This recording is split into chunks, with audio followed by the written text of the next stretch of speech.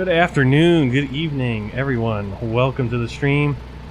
I'm Martin Wenzel, and this is Microsoft Flight Simulator.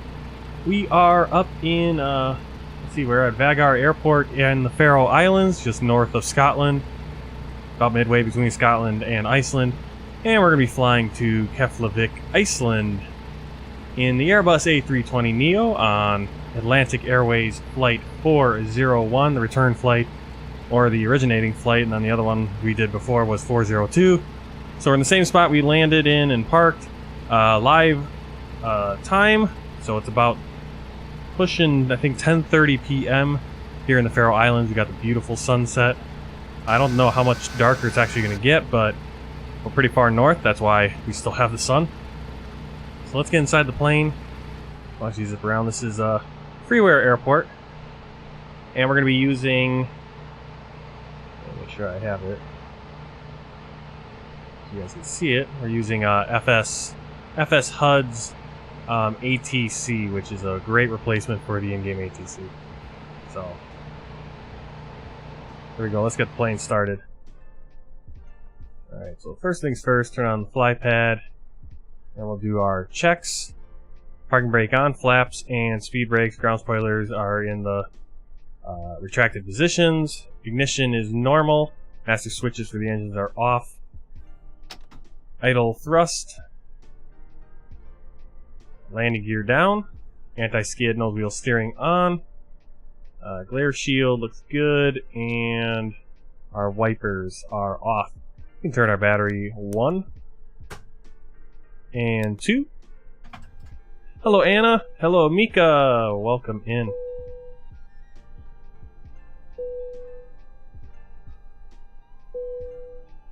Alright, let's go over to the fly pad. I think we can, yeah. So we'll import this sim brief data for our flight. I think it's already in there. Looks like. Yep. Ground, we're gonna try to get a jet bridge. We won't get anything. Ground power unit, hopefully we'll get something.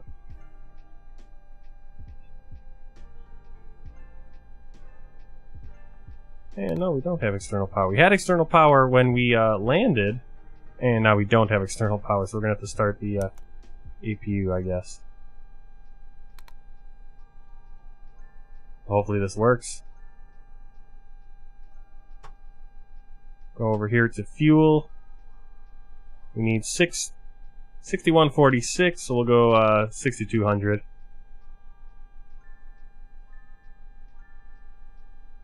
$6,200. Quick fueling.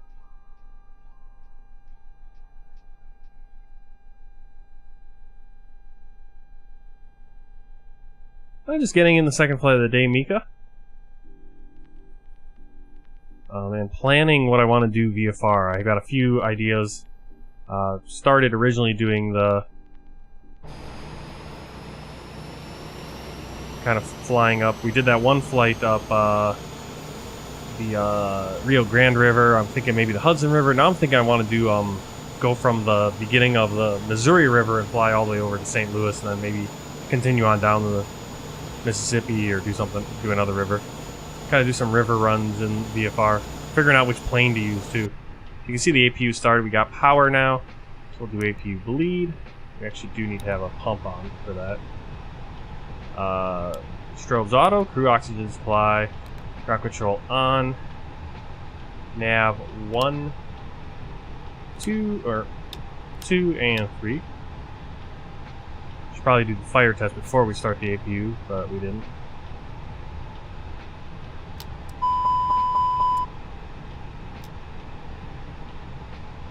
I don't know. Thanks to DLSS. Is that? Do I need to apply an update, or is that just automatic with an update? I don't pay attention to all that stuff. I should probably look it up. I'll have to do that tomorrow at work when I have time to just kind of look. Alright, so the deers are lining up. Seatbelt signs in the off position because we're fueling, emergency lights, and no smoking auto. It's a good idea to put. Actually, I'm going to put a little bit more fuel because we're going to burn a little bit more with the APU going.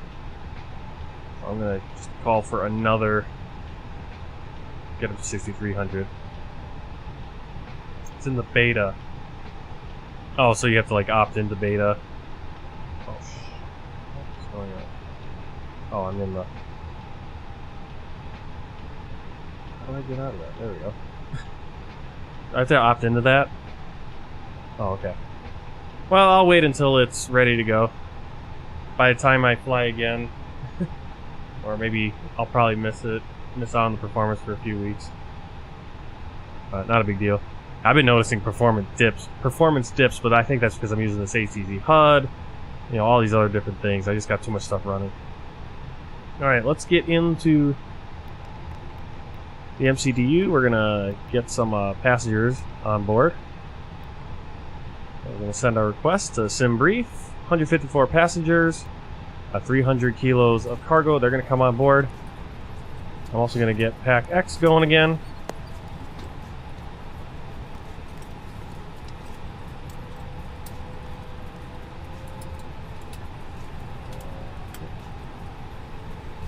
A320neo, 154 passengers.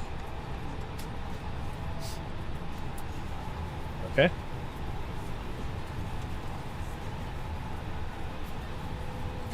And we will start.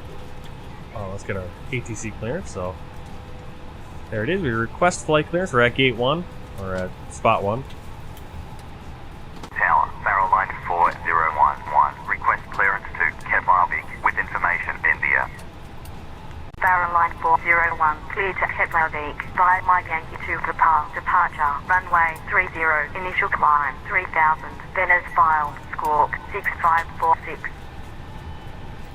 Cleared to Keflavík via Mike Yankee 2 for departure, runway 30, initial climb 3000, then as filed, squawk 6546.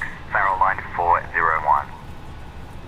Faroe so line departing. 401, reback correct. When ready, contact ground 125.8. When ready, contact ground 125.8. Faroe line 401. Yep.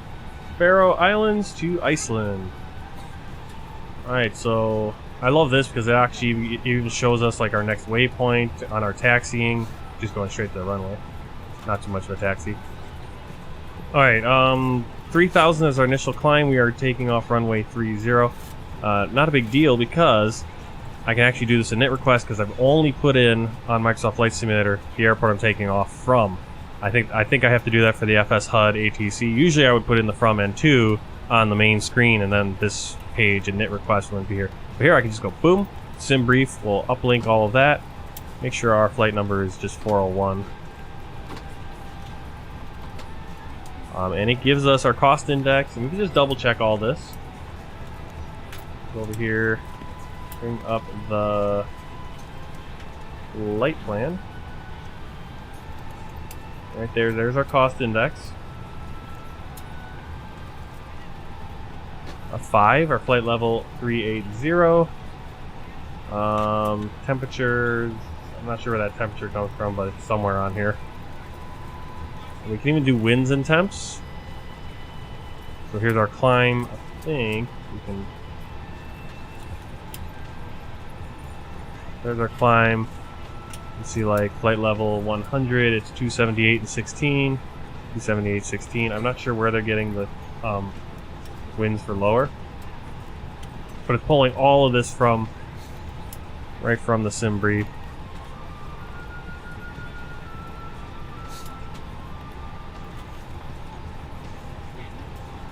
Oh, pretty cool. Ground temperature 15. Here it's saying it's 10, so I don't know what why there's that difference.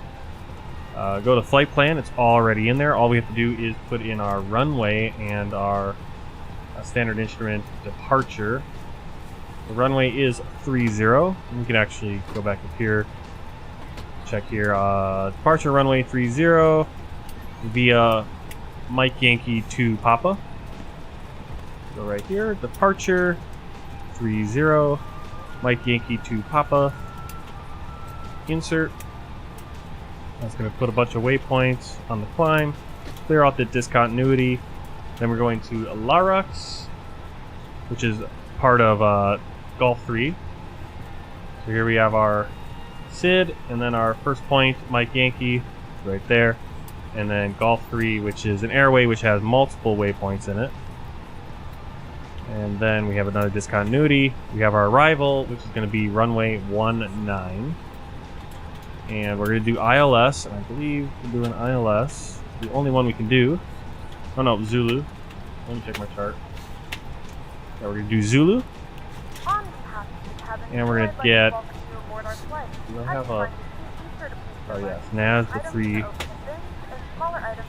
Kilo. And Elvum is our VIA. And we just insert that. And our flight plan is ready to go. Radio navigation, again, this is going to, the frequency is the same here for the ILS as it is up in Iceland. Obviously, we'll be picking up a completely different actual ILS. Init page 2, we need to get our 0 fuel weight, 0 center of gravity. We'll do our winds. That's going to be right here, this average WC minus 21. That means we have a headwind of 21 knots. So we're going into the wind on our return journey. Hey, XLS Kiwi, just in time for taking off. We're live time here, so it's about 10:44 p.m. in the Faroe Islands. Sun is setting. I'm not sure how dark it will actually get. They'll just kind of hang out there. For some reason, this Atlantic Airways keeps popping in and then going out. I believe that's going to be... You can see we got a couple of smaller planes. This 1167, 3328. We got a Cessna. I think that's the Cessna right there. No, I'm looking for a Grand Caravan. Somewhere around here. And then we have that Faroe Line 450. It keeps popping up and then disappearing. There's that Cessna 152. So it will interact with those planes as they get going. That Faroe Line's just for some reason popping in and out. Alright, we got 3 minutes for aligning the ADIRS, the navigation, I don't know, proper thing to call it. Put away the sim breathe. Yep, I'm just waiting for the alignment, and we'll get my calculations and everything. So yeah, jump on in, and I don't know if ATC will interact with you, but I will be able to see you, and you'll probably won't flash in and out like that other Faroe. I'm at gate 1. I'm at the spot 1. Obviously you got 2, 3, 4, 5. I don't know if your airport will look the same. I'm using the scenery from flightsim.to. Passengers are boarding. That's what we're waiting for, so we can get our proper weights and balances. Wow, we're taking a while.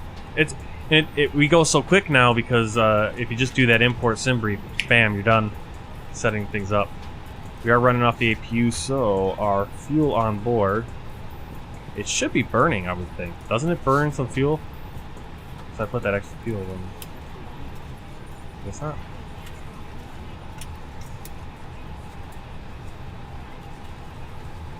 Alright, go through the checklist. We're just waiting for the passengers to get on board.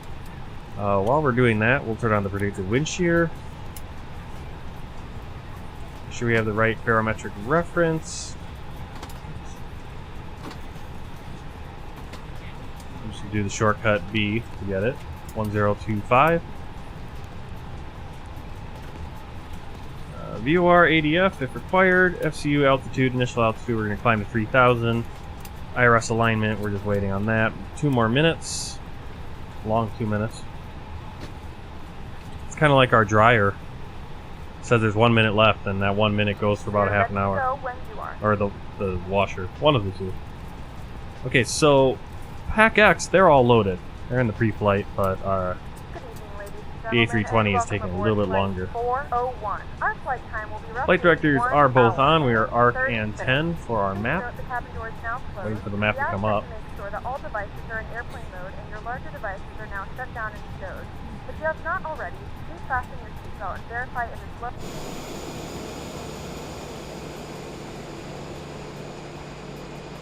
So we're going to have a little bit of a night flight, kind of similar to when we flew up to Svalbard and then back down.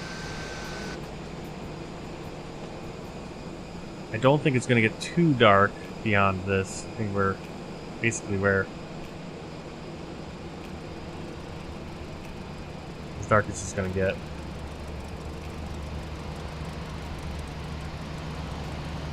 Yeah, so here we have those other planes.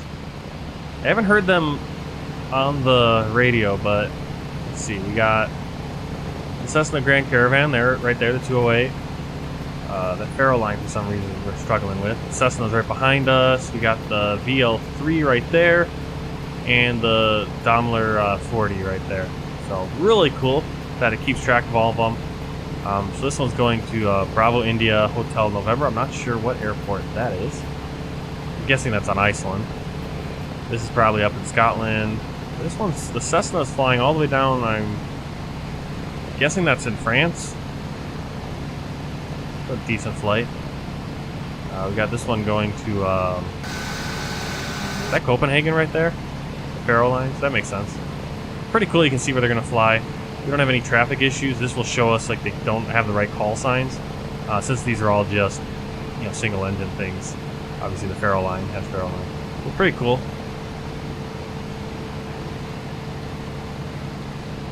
Might not show up correctly. I'm using the SSJ 100. Yeah, I'm interested to see what that will give us. Where should we expect you? 4, 5, 4, 3. Well, 3's got the Cessna, so you'll be on top of it if you come in. 2, you want to be right next to us? What's the SSJ 100? Is that the? Is that that? I think I saw you mentioned that. What was it? The Sukhov or whatever that uses the A32NX as a base. Yeah, the Sukhoi Superjet.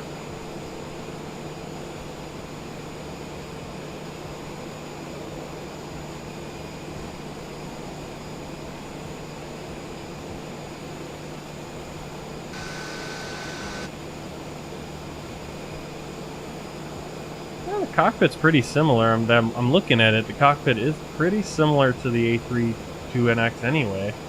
You could, you know, it works.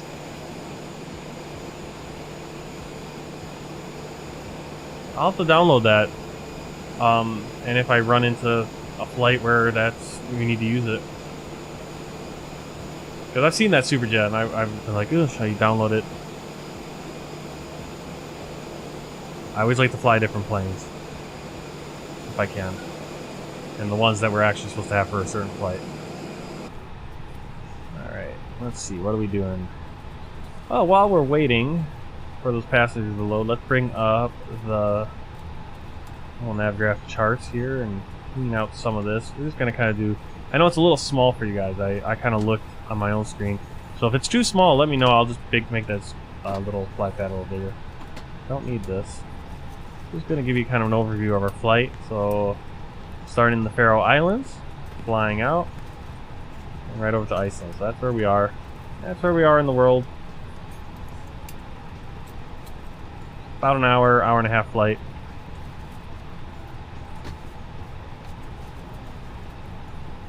I wonder if that's a good kind of alternative to the Embraer. I usually just end up flying the A32NX instead of the Embraer or a CRJ, since I have the CRJ. Oh, you have a gigabyte update. Well, you can catch up or you can fly along if you want to, but we're going to try to get going here as soon as, so I can't wait for your 1 gig update. But I think you can catch up. I've seen you do it before.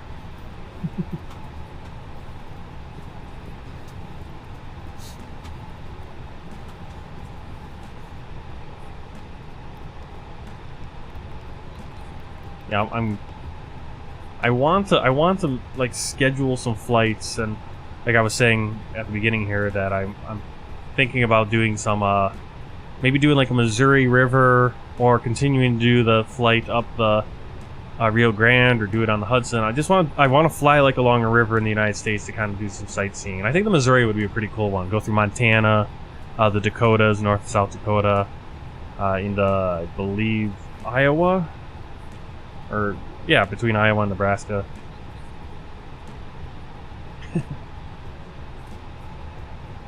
1,000 millibytes. Is that millibytes? I mean, that'd just be a megabyte update, right? Alright, passengers are all on board, so we're going to go to init page 2, 0 fuel weight, 58.8 tons, and center of gravity 24.4, fuel planning, we need 5, we have 6.3 thousand. Let's see. Takeoff weight, so I'm going to pop up the performance calculator. This is the SimSmart A320 performance calculator. It's based on the real kind of calculator they use.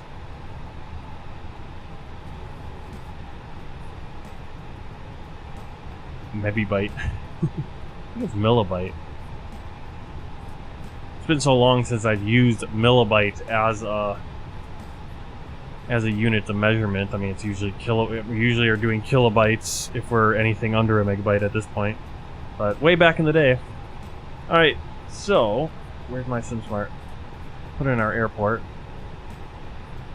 What is our airport? Is it EKVG?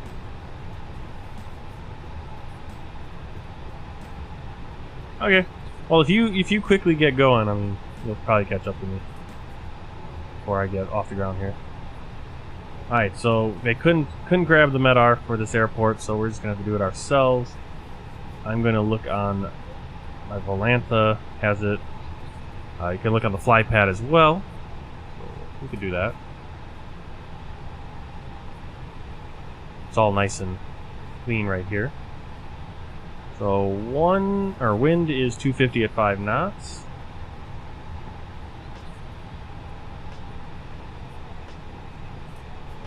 Outside air temperature is 10 Celsius.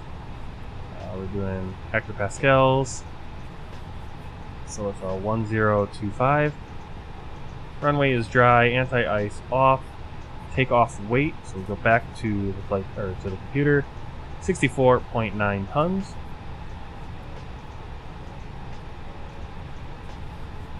Center of gravity is forward. It's less than 27%, 24.4. Flex takeoff, conf 1, and air conditioning on. Jump to our performance page. We got our speeds V1, 127. Rotate, 131. And V2, 136. Transition altitude is 6,500, I believe. I know it was wrong when I was coming in. Had the wrong one. Well, it is 7,500. When it automatically put it in on our arrival, I think it might have just had it might just grab your transition altitude from your original airport, so you will have to change this on your arrival airport. I think that's what it was. And this is where we will pull back the thrust levers to climb at 1,252 feet. Flex takeoff 51 degrees Celsius. And 1 for the flaps.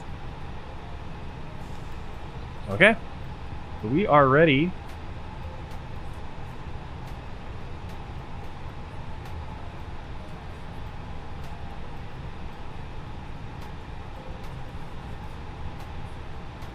I'm going to ask for pushback and startup. Ground, Faroe line 4011. Ground. Pushback and startup. Faroe line 401. Pushback and startup approved. Pushback and startup approved. Faroe line 401. Alright, fuel pumps on.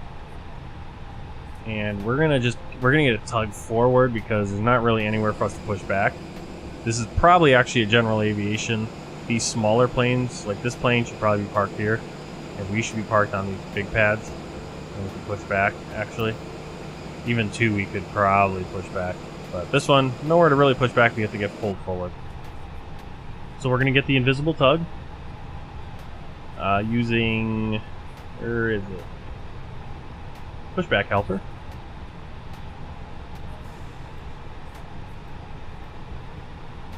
There's the tug. It's invisible. And we're going to release the parking brake. It's going to pull us forward.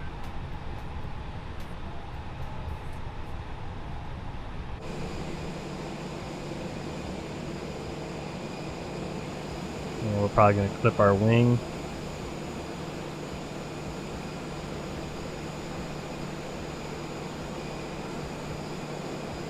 I wonder if it's actually going to clip it. Oh. There are some where it will actually, it'll stop your plane cold.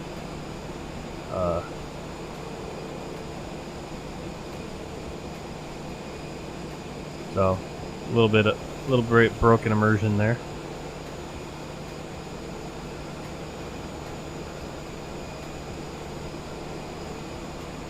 We're gonna wait. We're gonna get out here, and then we'll start. Then the wash isn't going right into the building from our engines.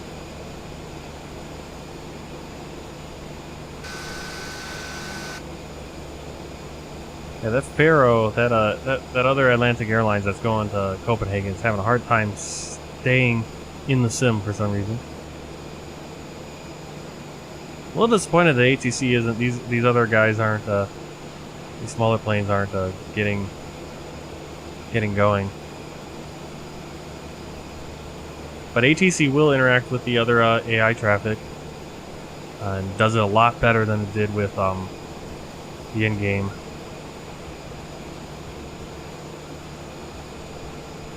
In-game ATC. Okay, parking brake on. Tug released. Turn on our beacon light. We should probably have that on already. Nav logo lights as well. And we're going to go here. Ignition, start, and engine 1 or engine 2. If necessary, your seat cushion can be used as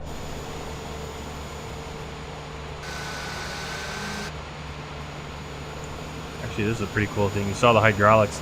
Notice how this elevator is up. And all of these elevators are going to kind of come up as their hydraulics come on.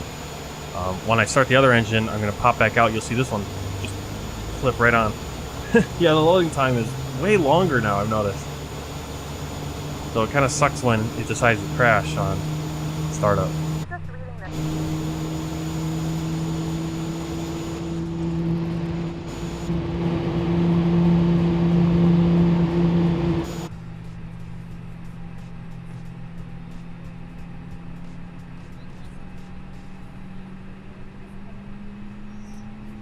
Alright, waiting for the N1 percentage to get up to 20%, and it'll say available. These 2200 UTC, but Faroe Islands, I believe, is 1 hour ahead of that. So there's that available. You see our Gen 2 is now on. So we will go right here, flip the switch for engine 1. And you can see the hydraulic popped up. That's actually what that noise is.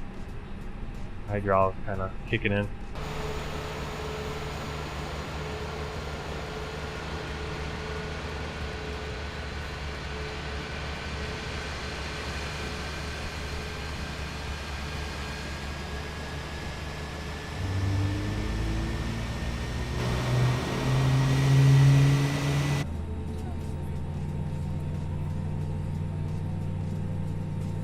I didn't notice this area of the airport. That was really good.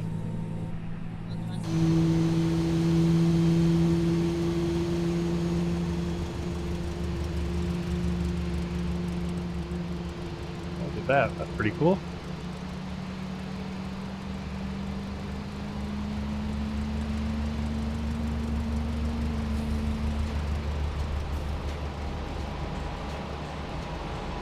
We're ready for departure. Alright, engines are just about ready. Thank you, Oliver. I love to hear it. Alright, get up here. APU bleed off, master switch off. We have the engine power. Runway turn off lights, taxi lights on. Transponder is set. Probe windows heat auto. Spoilers armed. Flaps.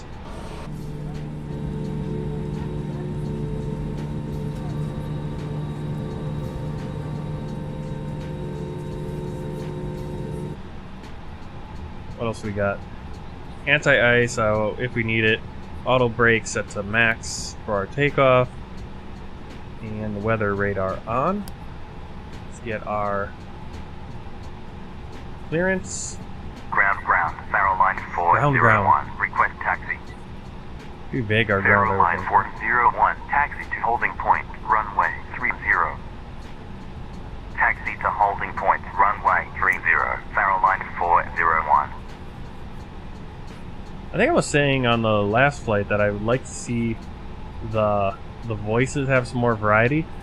There was a little variety there. ATC is now a man, and pilot's still a man. And sometimes it's a woman. But the voices, I think, I haven't heard too much variation otherwise. Alright, we're going runway 30.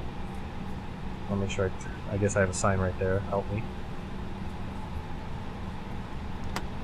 Parking brake released.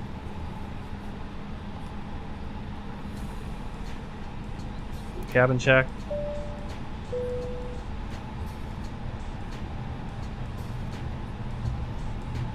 How are you doing today, Oliver? Please note the cabin lights will begin for departure and landing. If you Alright, so we're going to have to require double additional back lights, there on the is a runway. light on the tail above you.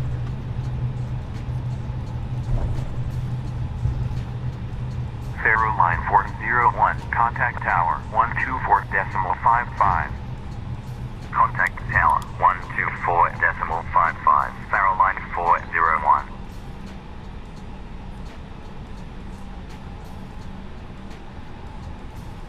I'm gonna turn on the landing lights so everyone can see us since we are on the runway. Not a lot of heavy traffic, no other planes really landing, so we are good. But just be safe. I'm on US East.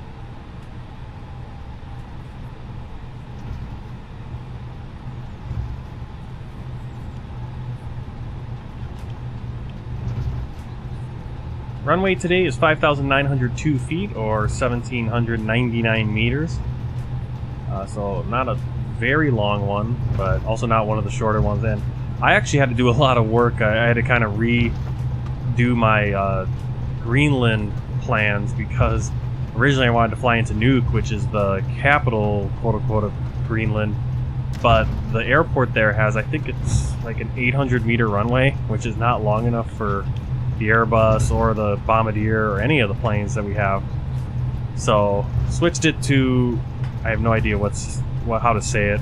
It's not right in front of me. So, but that's where we'll be flying next. Once we get to Iceland, we're going to fly over there in the CRJ, Greenland colors, and then back to Iceland, and then a nice 6-hour flight over to Canada.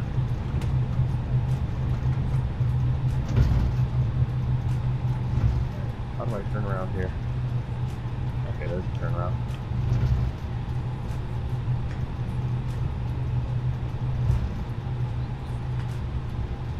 I think I always take these turnarounds the wrong way.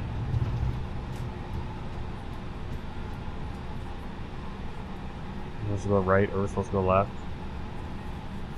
I'm sure I could actually look up on the internet like how to use these turnarounds.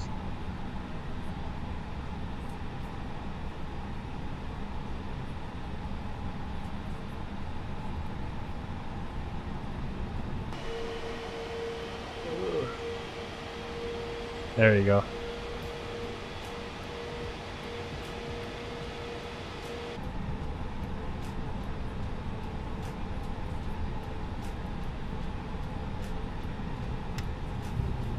Yeah, I think they cleared us for takeoff. Oh no, taxi. We are ready for departure. Tower, Faroe line 401, runway 30, ready for departure. Faroe line 401, wind 260 degrees at 5 knots, runway 30, cleared for takeoff. Runway 30, cleared for takeoff, Faroe line 401. Yep, they are going to expand that runway, but yeah, right now it's definitely not capable of really anything except for really small, basically ATRs. ATRs in the DHC, the Dash 8s, I think.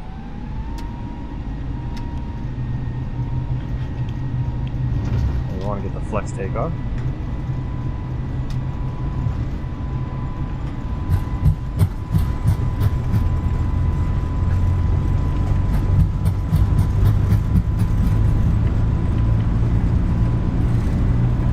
B1, rotate.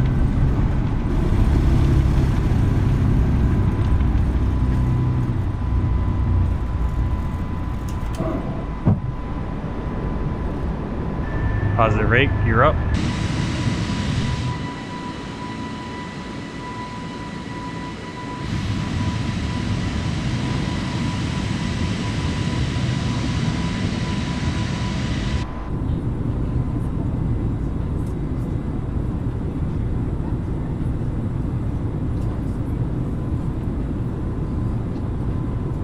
Yeah.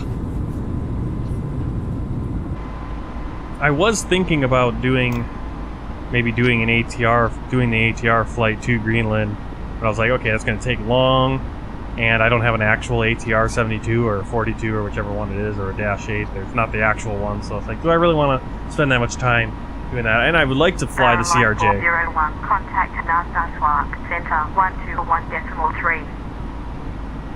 Contact Sørvágur, center 121.3. Faroe line 401. Why am I buzzing here? Sørvágur, center Faroe line 401. Mike Where are we going? Yankee 2 departure at 3,300. Why are we... Faroe line 401, radar contact, continue climb, flight level 120, QN8 1025. Continue climb, flight level 120, Faroe line 401. I suppose I was manually climbing there. That was my fault. I was like, why is the plane just going climbing without stopping at 3,000? Alright. That's why. Because I just had it in the takeoff position and didn't adjust. I wasn't flying by hand. I just kind of let it go. Alright, 5,200 feet. We're already getting the message to enter the destination data. We'll do that a little bit later. Ignition normal. Flaps have been retracted. Spoiler as well.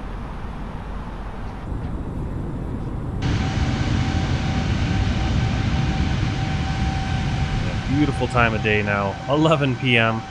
11:10 p.m. out of the Faroe Islands, and you wouldn't know it. Seems like it could be like 6 or 7 p.m. But summer does that, especially the further really far north.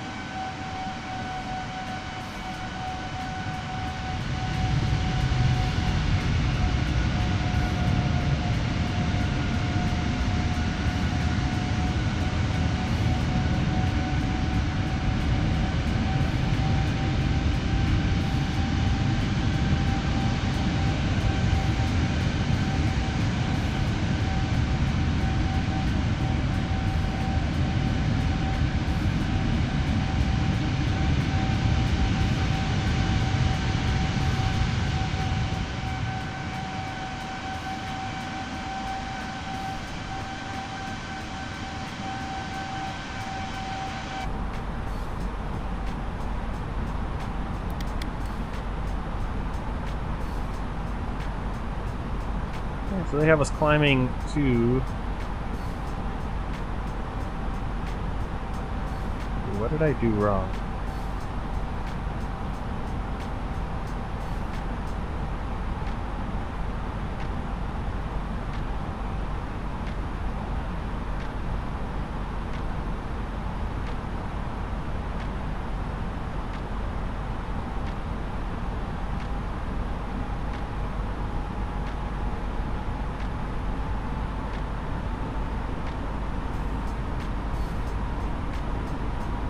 Missed something on my...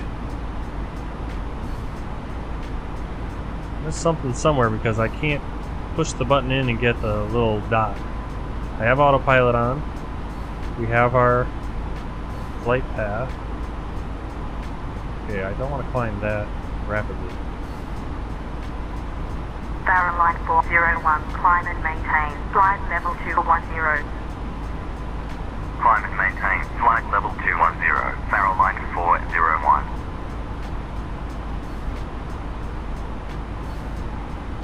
Gentlemen, we have now passed 10,000 feet. You may now turn on your larger portable electronic devices.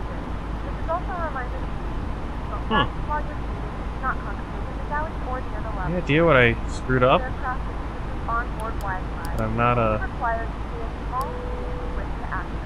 But I'm not getting control. I mean, it's not the yaw. I mean, usually I think this the like on the Boeing it's the yaw damper. The Phoenix load lock picker.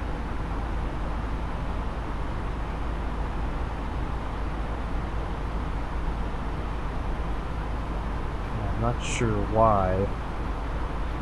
The flight crew has turned off the fastest up time. You can now get up and move about. If anyone knows, I have my autopilot and I can't get the altitude to work.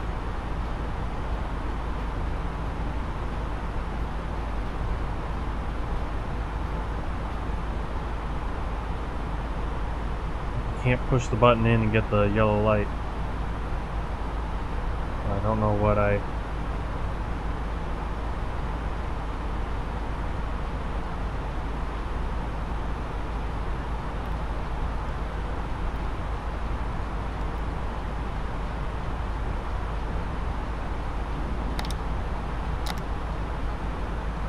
No.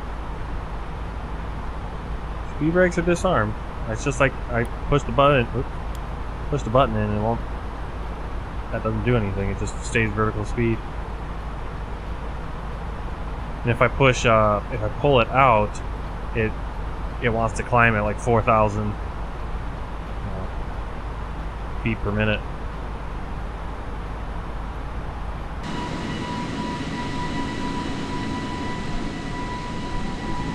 Yeah, doing these flights between Iceland and Faroe Islands, it's been a while since I've done some island flights. I'm trying to think. You know, we did Malta, Jersey, Guernsey, that one. But these kind of flights, especially doing this kind of morning, reminds me of when I flew out of, I think, Seychelles and Madagascar. We had a number of those, you know, Reunion Island, Mayotte.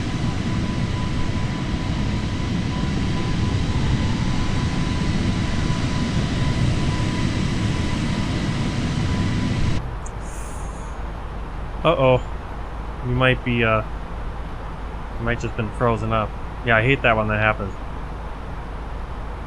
But that's, I mean, that's been happening as long as we've had, games, right? Anything PC. It'll load up, it'll get to, that bar will completely fill, and then it won't continue to initialize.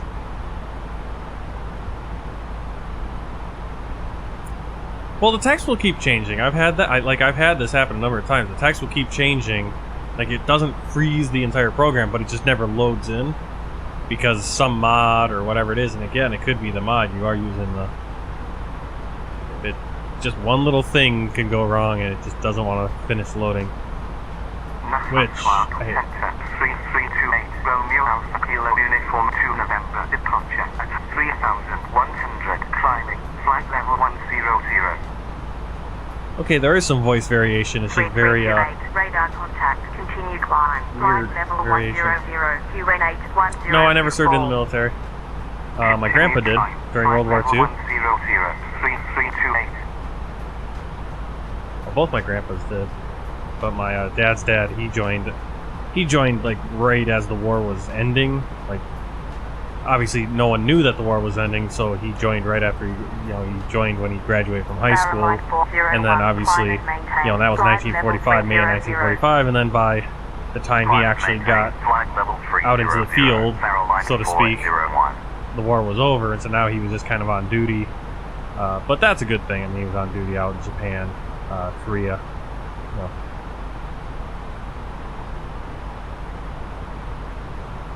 Okay, so we get a climb and maintain flight level 300. So it's not going. If I pull it out, let's see what happens. There we go. See, I don't want to climb it. It's not giving us a good climb rate here. Let's see. You see, there's that headwind, 32 knots. What did we put in for that? Oh, it's gone now.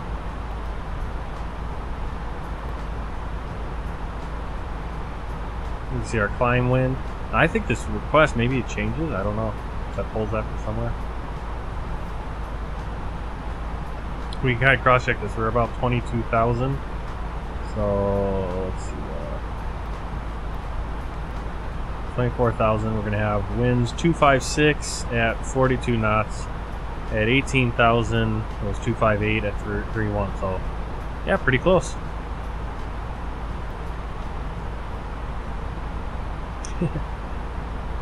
Budapest to Bern. All right, 737. I'm going to throw that on the Discord. Yeah, if you guys are on YouTube, especially, you can see the Discord link. Oh, XS TV's right there. Oh, there's the Dash 8. Yeah, there you go.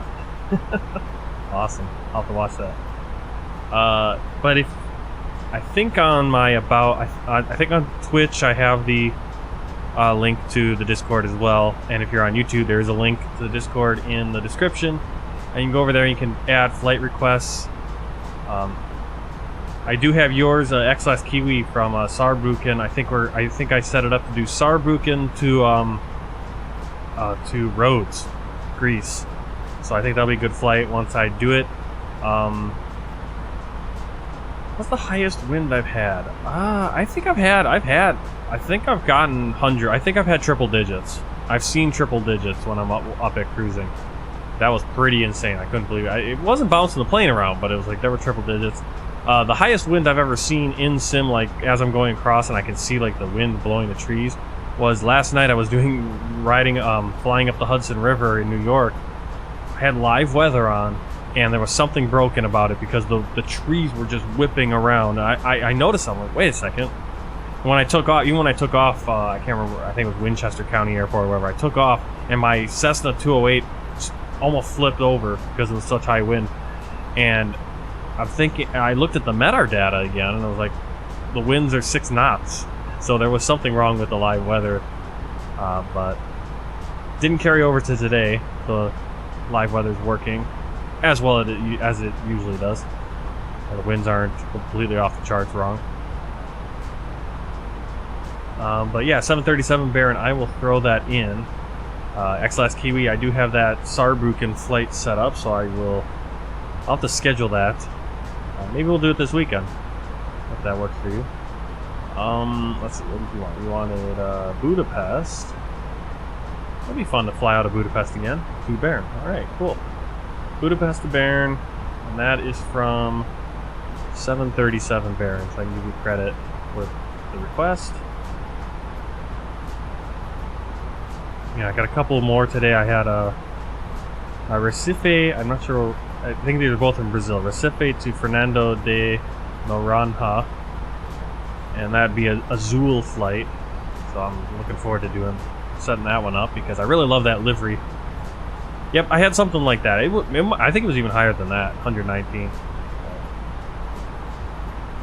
The Yellow Sea, where's the Yellow Sea? Is that over by China? Oh yeah, between China and Korea. I should know that because I went to Qingdao, which is the big German. It was the German, one of the German concessions. So you get like Qingdao beer from there. That was a fun trip. That's right out of the Yellow Sea. We have the Qingdao, and then we must have gone. Where to Jinan, I think. A little further inland.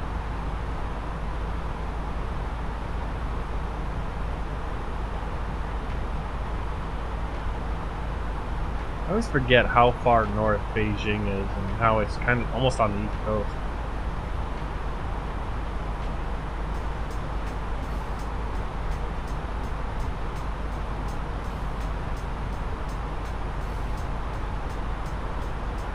Yep, I've done that flight. I don't know if you're following. You can see my Volanta, my flights on Volanta, yeah. I think I did Beijing to Pyongyang, and it was Air Koryo. I literally made in X-Plane. I actually made Boeing 737 livery. That was my first livery I ever made, was for Air Koryo. So some of the lines were perfectly lined up. But then I made a 737 for Druk Air. You know, I made a 737 livery for the airline that flies into Faroe Airport. And I made another one for flying into Kathmandu, so both of those are airlines in that area. Those ones I'm very proud of. Those ones turned out pretty well.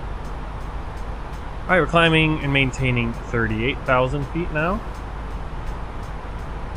And let's see. Really cool here. It shows you the waypoints and how far and what time we'll get there. Right here it's saying we're going to get... We got about an hour before we get to runway 19.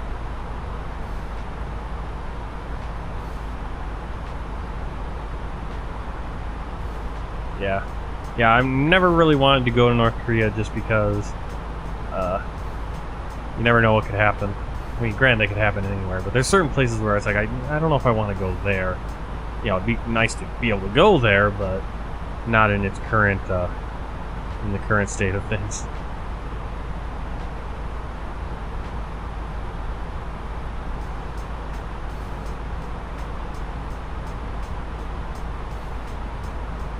Alright, so we got Budapest to Baron from 737 Baron, Recife to Fernando in Brazil. So those are two I have to set up. A couple other ones I've already gotten set up and ready to go. They're in the hopper, ready to just do them. Cairns to Brisbane, London Gatwick to Malaga, Marrakesh to Stansted, London Stansted, and Saarbrücken to Rhodes. So those I have lined up. I also, tomorrow night after work, I'm going to start a long haul flight from Tel Aviv, Israel to JFK, New York JFK, El Al Israel Airlines. Paris, Nice, Mr. Next.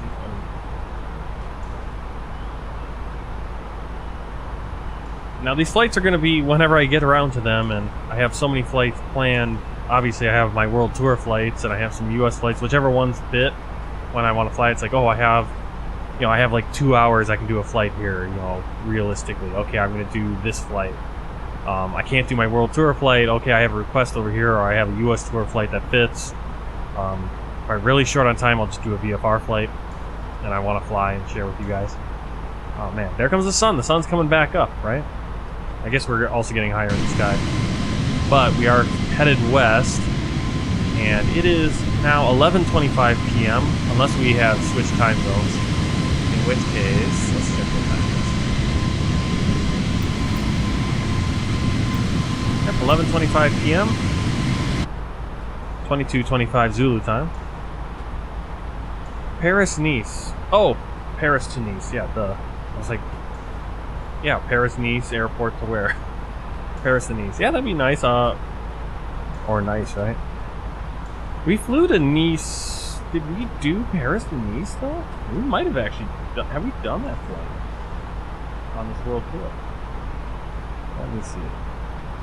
No, we did, we flew to Paris, and then we flew out and went to a bunch of other places. Then we flew down to, where did we fly? We actually went to Slovakia, and from Slovakia we went up to,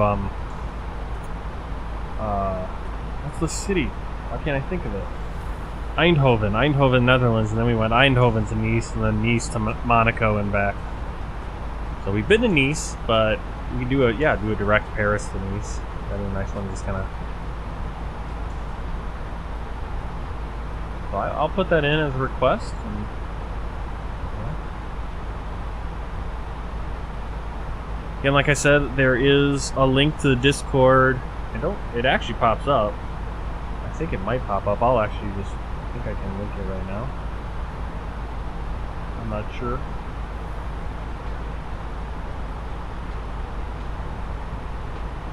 And here's a link to the Discord.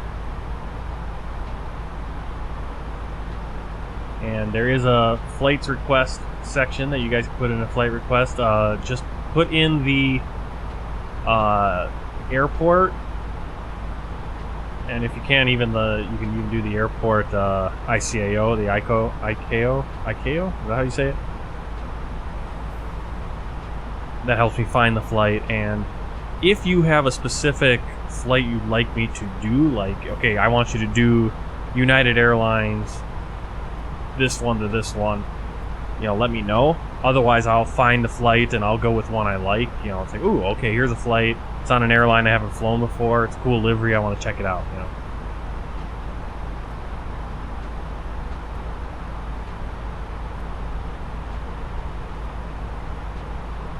Steinmolke. Well, there you go. I mean, that's a pretty German name right there. Dad served in the German Air Force, the West German Air Force, during his time in the Vietnam War. Did they participate in the Vietnam War? Were there West German Air Force was involved?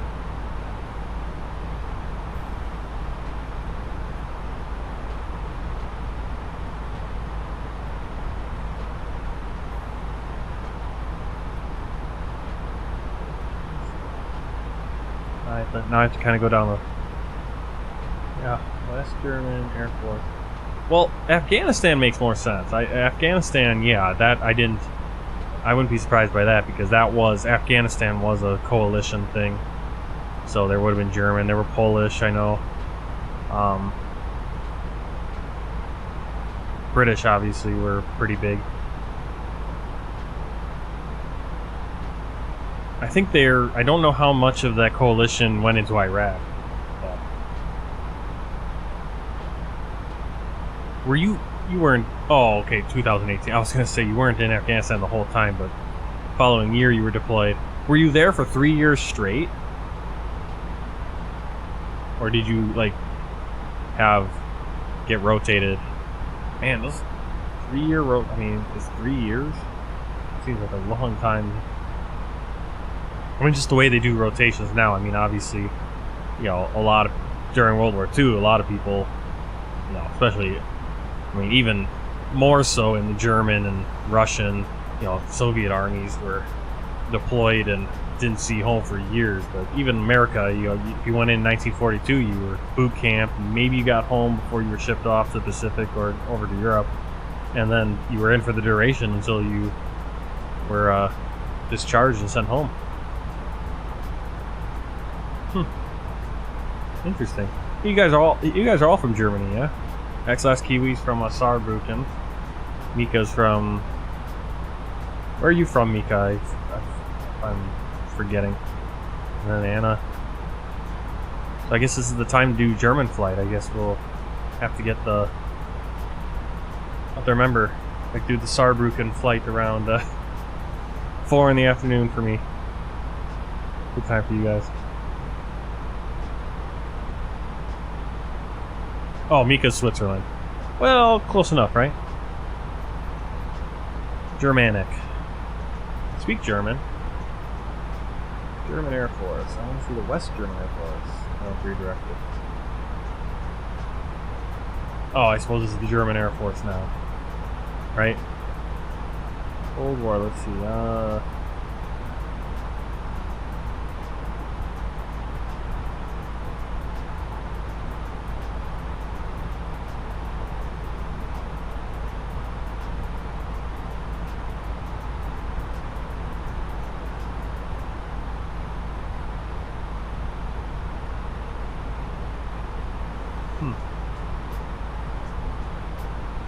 Volunteered to serve in the South Vietnamese, but they were still serving under the German banner.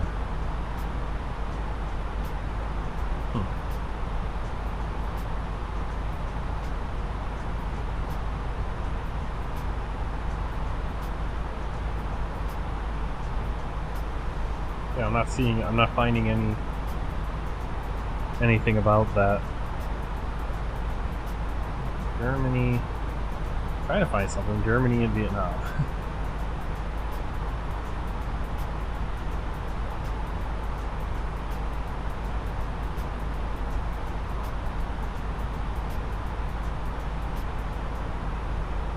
Archim has an airport with a huge runway, which is closed down completely now, though.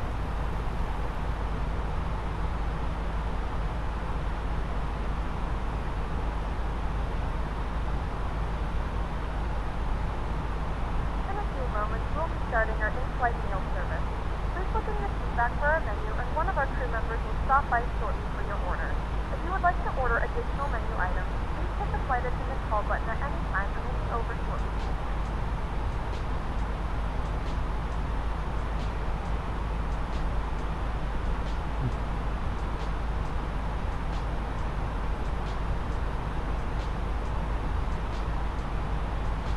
Alright, we're at our cruise level, 38,000 feet.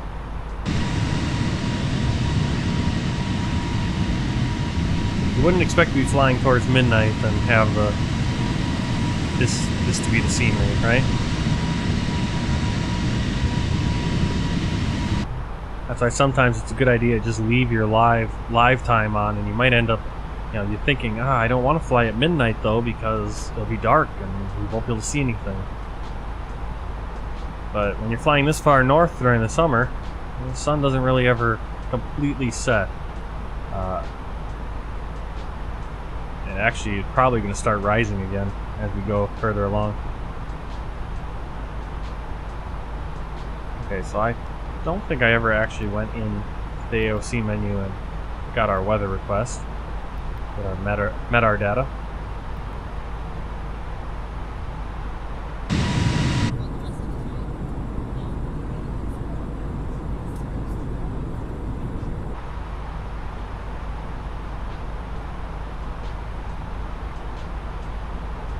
Okay, we got a company message.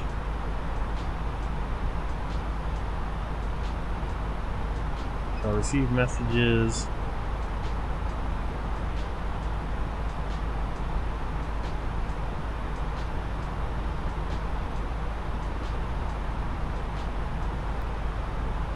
Print.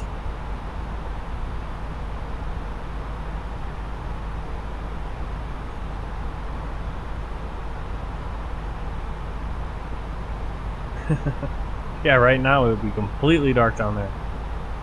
So during the, yeah, it'd be dark all the time.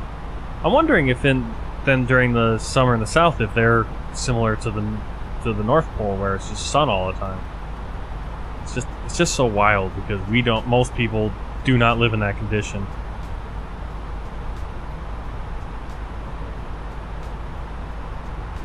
Alright, so we're gonna go performance, and all this information we're gonna put in on this approach page. So our QNH is gonna be 1019, which is actually the same basically as a few hours ago when we did our first flight today. Temperature 11, so it hasn't really warmed up as we've gotten deeper into the night. And the wind's 200 degrees at 4 knots. Transition altitude is 8,000 sounds right, but I think it was 87,000. That's the one where it's like pulls it in and says it's 1,000 over what it actually is. Minimum, bring up what I'm looking at for you guys. There's the transition altitude, 7,000. This is the chart for Keflavík. We're doing ILS Zulu or localizer Zulu runway 19. Got all the information. Missed approach, climb on 194 to 3,000 feet. Expect vectoring by Keflavík approach. It shows that right there. We just go straight on our. If we miss the landing, just keep going straight, climb to 3,000, and then we'll get what we'll do. Our ILS is 110.3, India Kilo Oscar, 194 degrees. And what I'm looking for is the minimums. We're going to put that in the Barrow section. And our minimum, we are going to be a Cat C. It could either be a C or a D, depending on our speed on approach. We'll go with C. Not much of a difference between that minimum. And I like to go Cat 1 for the minimums, so that's going to be 361 feet elevation or altitude, which is 200 feet above the runway.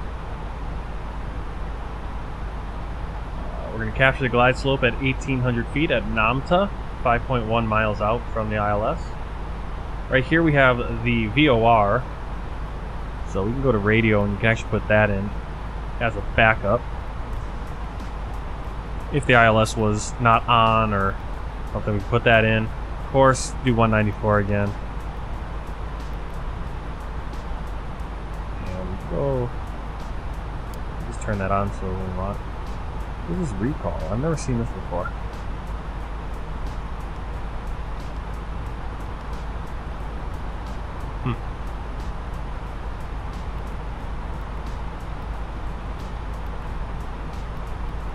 Guess we can get some messages here. I haven't seen this active. There are 2 airports in Tibet I want to fly to. They're both not on SimBrief. Interesting. I don't think I've run into an airport that's not been on SimBrief yet. My problem is I don't know what plane to fly into these different airports, so I always pick the wrong plane. It's the same thing with doing my my little river runs and different flights I do VFR. I don't know which plane to use. I mean, obviously you could use like a turboprop and you're not going to have problems anywhere. But at the same time, it's like, do I want to use a turboprop when I want to kind of fly low and slow? And here I am buzzing around with the turboprop. Alright, I'm starting to see some, it looks like here's an ice sheet. When we flew out, there was quite a bit of ice and snow on the southeastern part of Iceland, so I think we're coming up on it. There's that little sheet of ice kind of extending into the ocean a little bit. Run over to my map and see where we're at. Yep. Coming up on waypoint Rosti. And then we'll have India November Golf and then Mikla. Last flight they were directing us, ATC was directing us to India November Golf and wasn't on our flight plan, which is kind of weird. Yeah, that sun looks like rising now.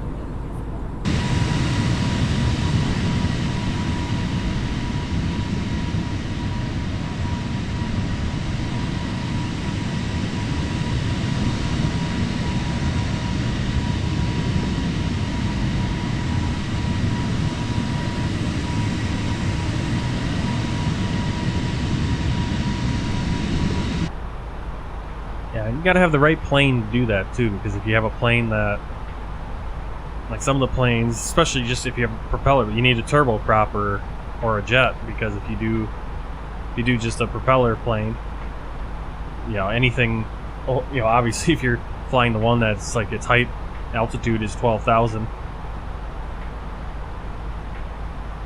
How many fuel liter per mile? Like in this plane? I don't know. Where would I find that? Yeah, I have no idea where I'd find that information.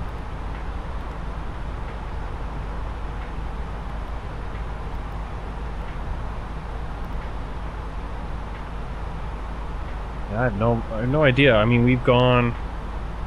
I started with 6,300 kilos, so I have no idea how you get to the liters with that. Even though I think it's pretty easy compared to getting pounds and gallons. Metric system, obviously, much easier for your math. But yeah, I have no idea how many liters per mile. We've flown. How many miles have you flown so far? Lower speed. Oh, is it right on here? I've never really paid attention before. Fuel used. Yeah, we've used that much. That much I know.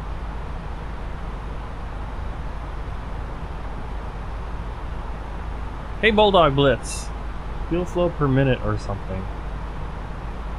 Yeah, that's no fuel flow on here. But you say that, and it does. I feel like I have seen that before. Maybe in the CRJ I've seen that. Some of the smaller planes, they'll have that kind of like, okay, this is how much fuel you're burning every minute. So up here,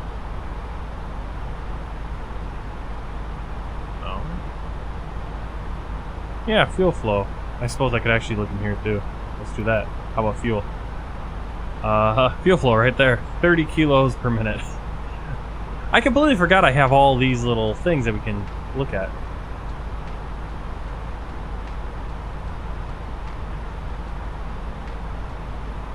Alright, that's kilograms per hour. Oh, is that kilograms per hour right there? So, yeah, I don't know how liters.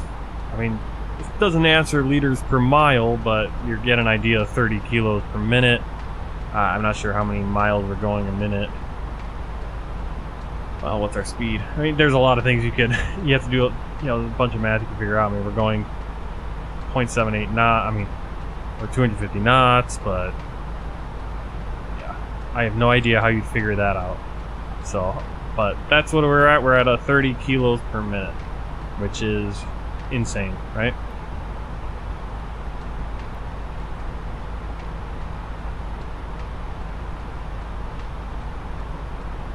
Pressure. I think these are all functional now. Yep. Hydraulics are functional now. Fuel, CPU, air conditioning, door page, wheel page, flight control page, status, recall.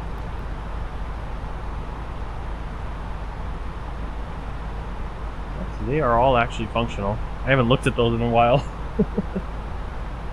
1 kilo is roughly 1 liter, at least for water. Yeah, I knew it was a simple, it's a much obviously simpler equation. They all kind of sync up because that's how metric works.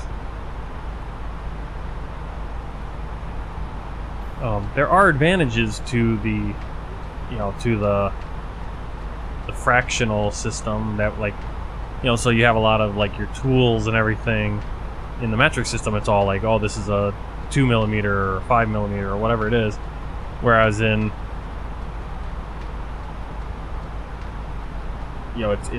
fractions are kind of slightly easier to do.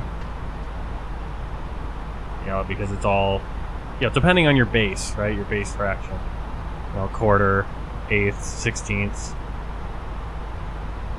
Once you start converting those to metric, to 10 digit, to base 10, it gets a little messy because, okay, a quarter is 0.25 or, 25%. Well, what's an eighth, right?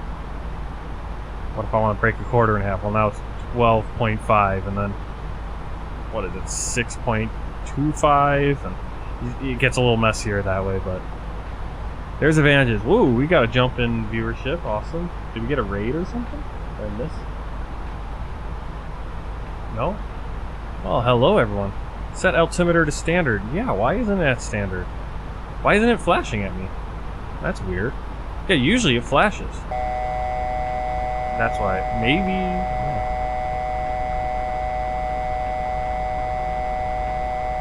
Yeah, you're right. I completely missed that, because usually if I miss it, that thing will be flashing, and that's what reminds me to do it.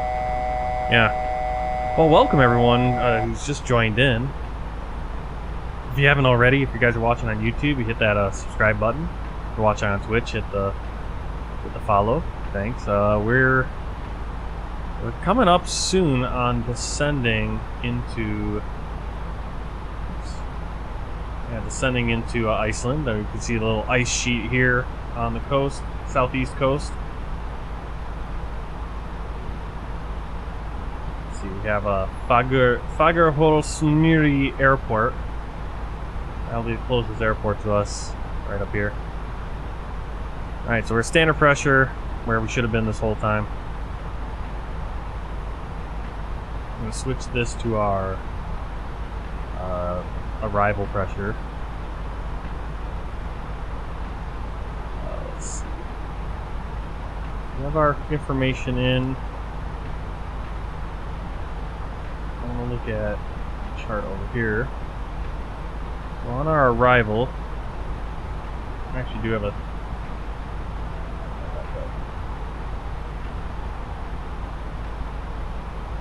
So here's our standard terminal approach chart.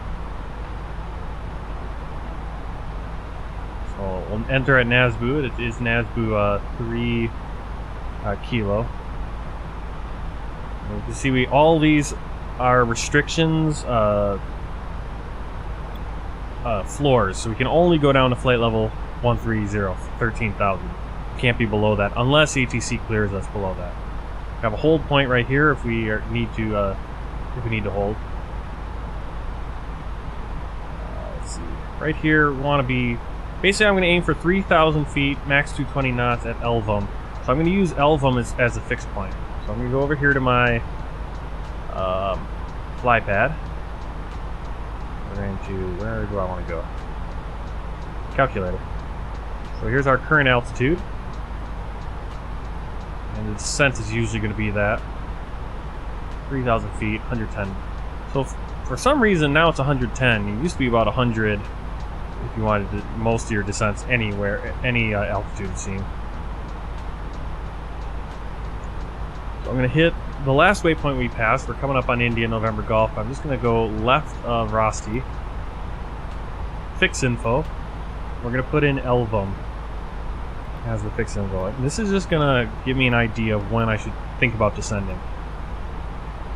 I'm going to put in 110 nautical mile radius.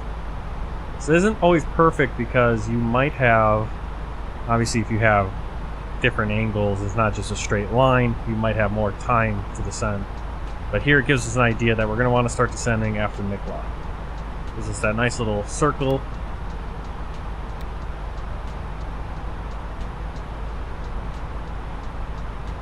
.81 liters per mile if I did the math right. Yuri, this is the Flybywire A320, and yep, that's why I have that. I have that on the bottom. I have all that information floating around on the bottom down there, just so you guys can know what plane we're flying, because sometimes it's not as easy to tell. I mean, I watched, I think I was watching Captain Canada, and he was using the Phoenix, and you can tell slightly because it looks a little bit different. It is a different plane. I mean, it's the A320 CO, current engine option, so it's a little bit different. But for the most part, it looks very similar to this, but kind of looks a little bit different because their graphics and textures are different over there with the Phoenix. But I'm sticking with the free one because I spent my money on the Bombardier CRJ and on the Boeing 737, so I have a free Airbus already. I'll wait for. I mean, if someone comes out with a, I think there is a group working on the A350, which will be free, and Flybywire is also working on the A380. They just released a few more images from their work, so that project is not dead. It's moving along. So I'm really looking forward to both those planes, and it'll be pretty cool to have, you know, your mid-range a little bit longer, and obviously the big giant one, all available for free, and hopefully very well done at that price point. I mean, there's a lot of payware out there that isn't as good as this.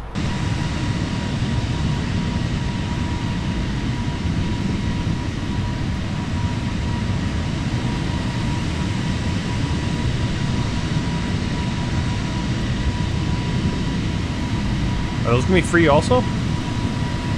I know the A310 was announced. Didn't that one come out? Or what was the one that was Latin Simulations or something? They came out with recently that I didn't hear great things about. It is payware. It's like $25. Is it like the A310 or something? But is there gonna be a free one too or something?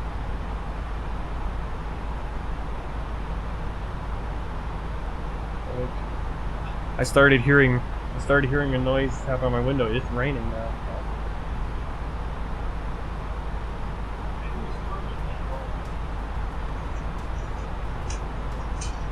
I knew rain was coming. Oh, that was the A321. That's right. Yeah, I'm not. Again, if you give me a free A321 that's done well, or even if it just uses the A32NX, I think that one uses the A32NX, doesn't it? So, isn't it?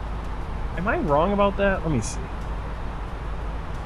A321 Latin. Let's see if that'll pop up. Latin VFR. Alright, so €24.99. Offers 4 different versions of the A321neo, which seems to be the way to do things now. Includes 47 liveries. I'm not a big whatever. I don't care if there's 47. I mean, I guess right out of the box it's nice to have those so people don't have to make them and you have to wait to get your basic liveries. But usually the community is pretty quick on getting the liveries out. Aircraft offers default A320neo systems and its default interior. So you're not even getting the A320. I mean, so it's using the default Asobo. Expect Nays 3 kilo arrival. Elvin ILS Zulu approach runway 19er. Report when ready for descent. Alright, so we can review these. We can actually change our approach if we want. It's really cool. Parking, I'm going to kind of see what parking is. Not that it really matters. So let's say parking 16. The problem is it's pulling. There is no parking 16, so I don't know what that's referring to. It's not a big deal. I'm just gonna put in. Let's see. Parking. Okay, gate. I want to do gate. Let's do gate. Yeah. Gate. We'll do gate 5. But we can change this. We could do a completely different. Do visual. We could do RNAV. We could do a different runway if we wanted.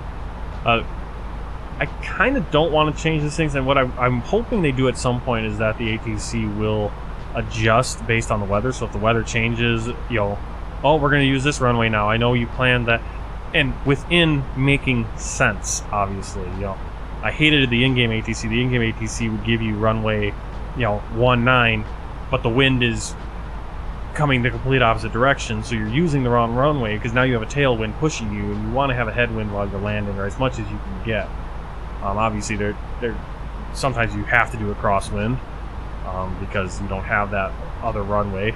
Here in Iceland, we do have runway 10, runway 28, runway 19, and runway 01. So if we did have winds going east-west, we would either do 28 or 10.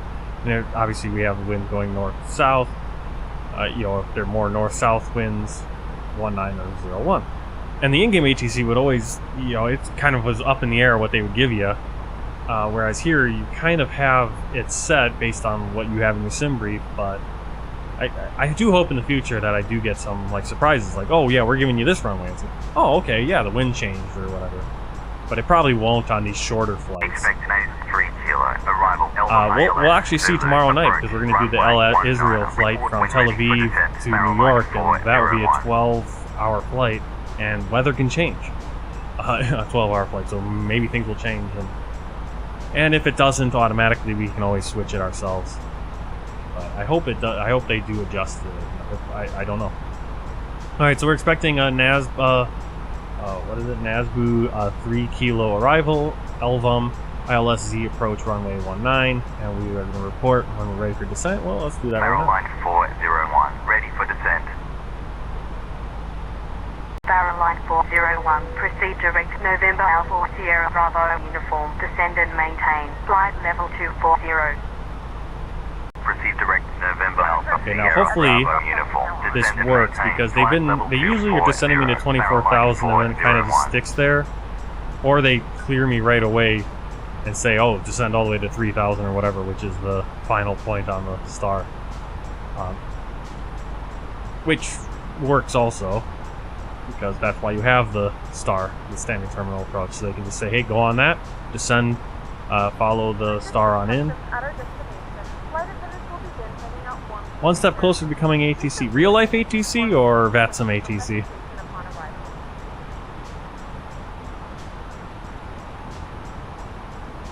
Yeah, unfortunately, I'm too old to do ATC in America.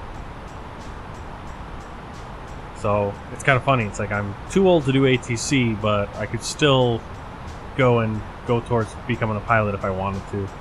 I don't know. Not going to happen this year for sure. Just bought a house and we got to kind of deal with that. I have the baby and everything. So flying over Iceland, and it is really icy right now and cloudy. Real life awesome. In your free time, you can always do ATC on VATSIM as well.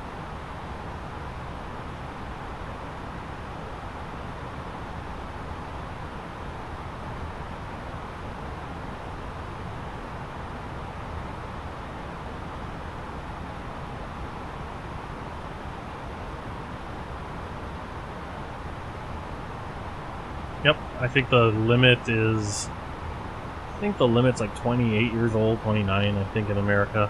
I think you have to be younger than that to start. Might be 30, something like that.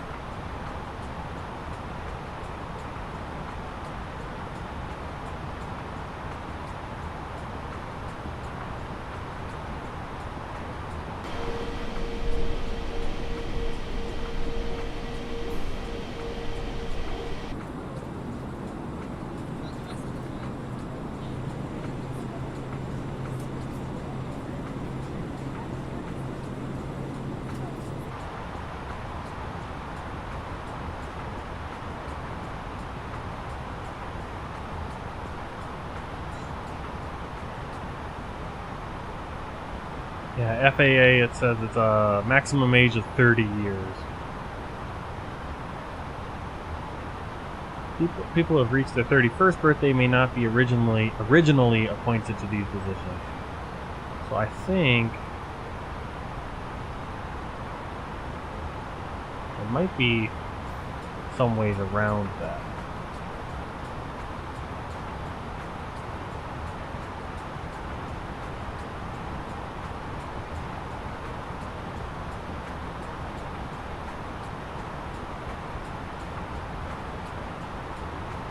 Yeah, you have to be hired before your 31st birthday.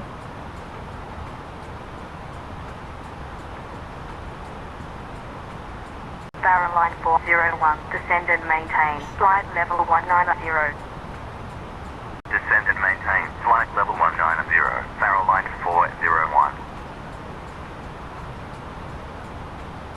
Yeah, I think if you're, especially if you're using through VATSIM, but you know, even just having a general, you know, even just having exposure to those things, I think people that are in the flight simming community, if they're not simply just launching Flight Simulator or whatever program they're using and just kind of joyriding around in a, you know, a Cessna and not learning any of the ins and outs at all, you have a leg up on just the person that doesn't even understand it. I mean, I watch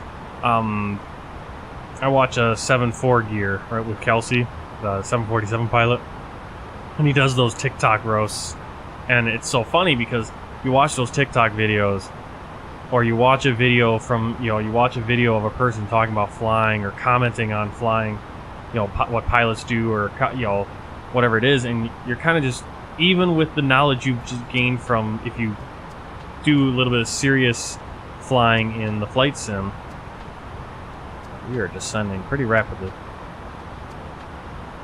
You can kind of roll your eyes. You know, I saw the one that was going around TikTok or YouTube Shorts or whatever.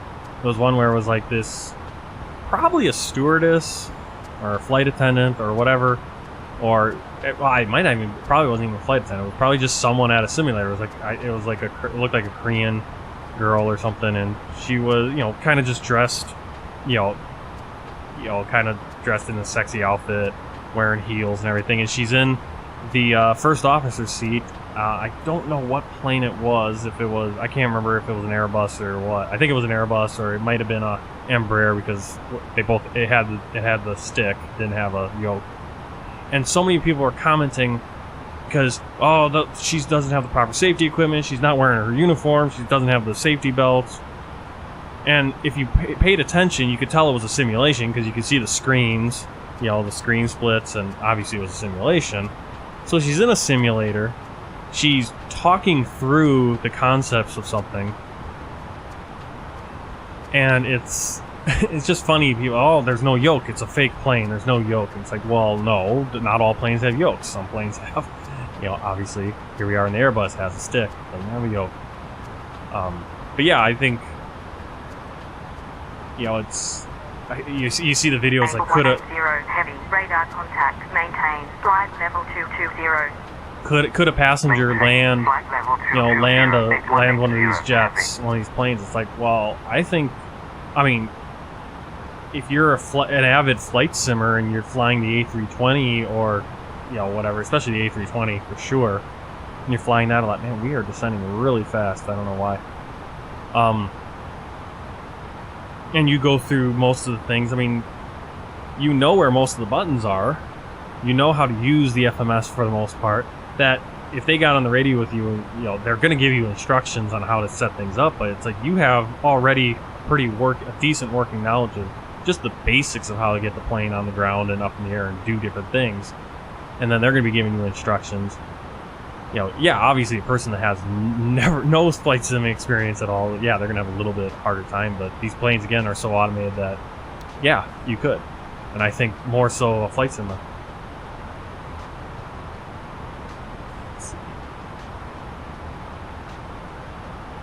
Yeah, there are a few good pilot YouTubers, and then there's the there's the ones that play Microsoft Flight Simulator or X-Plane and explain the things through that. Cleared base 3 kilo. Arrival, Faroe line 401. Okay, so I think this means we can... I might be wrong, but I think that means they're clearing us on the whole start. That's what's really cool, because that means we can just put in... Let's see, our floor is Elvum, so we can actually just descend to 3,000 feet. Now, if they tell us to descend to 3,000 feet later, then I was wrong, but it looks like we can descend to 3,000. The plane will... You can see we have our floors. So notice what they said, cleared on this arrival, meaning we have to follow these limitations. So we're not going to change anything in our computer. When we get to... If we get to Kilo Foxtrot 383 and we're already at 13,000 feet, we'll hold at 13,000 until we get past it. Same with Tesco, flight level 110, 7,000 at Kilo Foxtrot 148, 149, 5,000, and so on. Reminds me of a scene from a German movie where a girl steered the plane with a yoke like a steering wheel, so turning it makes the plane roll left on the ground. Yeah.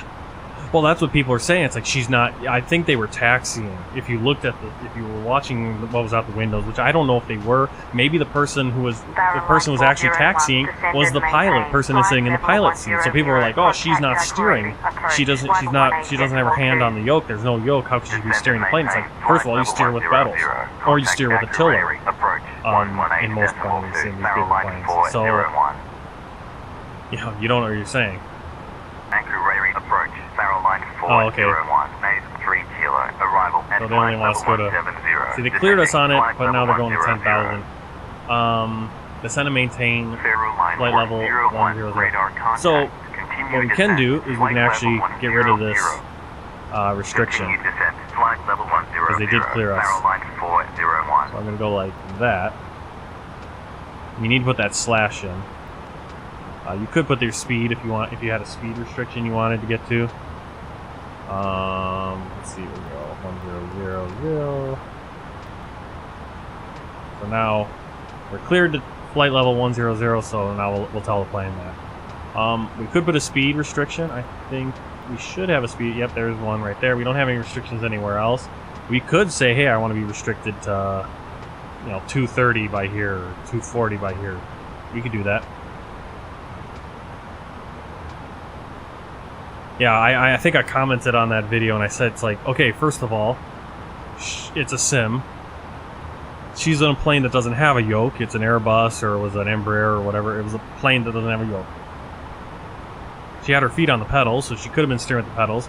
And she might not have been steering at all because she wasn't looking out the window. She was talking to whoever was in the pilot seat, pointing at buttons and stuff. And possibly that person was the one actually steering the plane within the sim on the taxiway. So it was kind of funny because they're like, oh, they're taking off on the taxiway. It's like, no, they're just taxiing.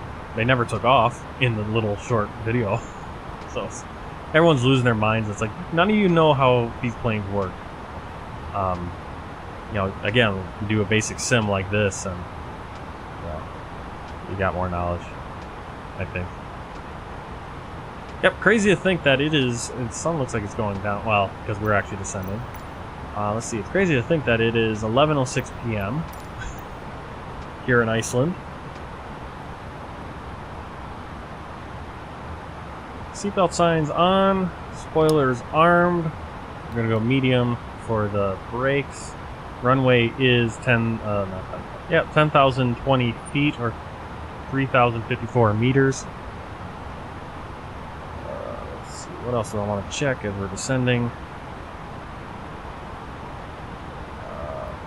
We have our ILS 110.3 India Kilo Oscar, course 194. We also have the VOR Kilo Foxtrot Victor 112.80, course 194 as a backup. And you can actually see we're 34 nautical miles away from that VOR now. We have begun our final descent into your destination. Flight attendants will be passing through the cabin to select any crash one final time. Please ensure the tables and stones are the full upright seat. Please also hand. I wouldn't like. I get the concepts, but it's like it's a lot different in real life. It would be a lot different in real life than obviously in a sim. However, I have heard from real pilots, and it's the same almost with driving simulations and racing. iRacing is a very, very good racing simulation, like those NASCAR cars and Indy cars and stuff. And real life drivers will say it's actually easier. In some ways, it's easier in the sim because you don't have the G-forces, but because you don't have the G-forces, you're not feeling it. It's actually a little bit harder. And I think it's almost the same way with maybe even landing a plane, that it'd be easier. You know, when you're landing your Cessna in the sim, it's a little bit harder because you don't have that depth or the feel like you do in the actual plane. And so I find that it's easier to drive a real car than it is to drive a sim car. Of course, yeah, there's that confidence of I need to go to a flight sim in the future. Oh, like a real, like a full-on one. You ever watch I mean, you're on Twitch, so who's the one? DAL Delta. So it's DAL. I don't know what it is, but he's that. I think he's from Venezuela or Colombia or something. Moved to America, made a lot of money on Wall Street, and to relax in the evenings, he gets in his full $1 million flight sim flight sim thing, and it's just like, oh my god. Yes. All right, we've been cleared.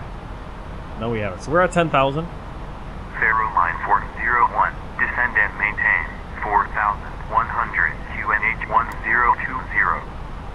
Descend and maintain 4,100. Faroe line 401. So 4,100. We do have a limit that we can clear. We want to get actually both these limits, so we're going to put in 4,100 and 4,100.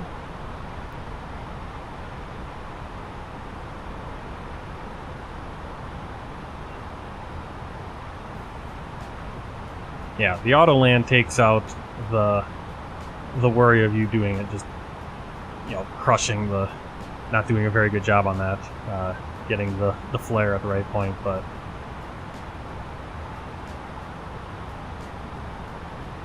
alright, landing lights on. I'm gonna throw, yeah, we're right around freezing. Oh, we're actually, well, just to be safe, throw on the anti-ice. We're going through clouds. I don't think we need it, but just in case. Spatial disorientation, hard to feel in Microsoft Flight Simulator, but yeah. And that's another thing, yeah, you can, in a real plane, going through the clouds, you get really, you know, because again, it's real. Even a simulation, I mean, they can simulate it, but I think in the back of your mind, you know you're in a simulation, whereas when you're in real, you know, in the actual plane, you're like, okay, if I screw up, that's it, right?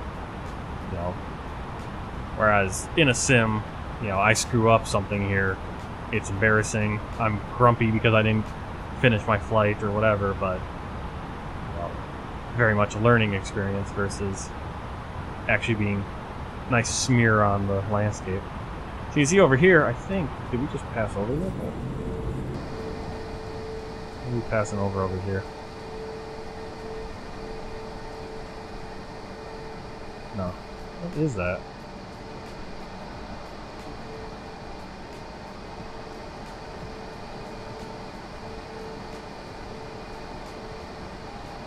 Okay, that's Reykjavik, which I believe is the capital of Iceland.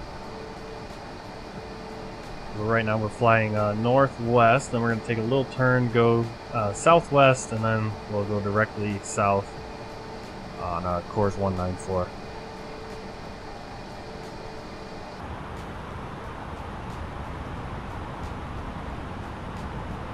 Yep. Ooh, the screen got a lot brighter. Alright, let's get that pressure. 1022, right? 20. We can change that in the performance page. It's going to change our approach speed. Probably won't do much. 30. Temperature.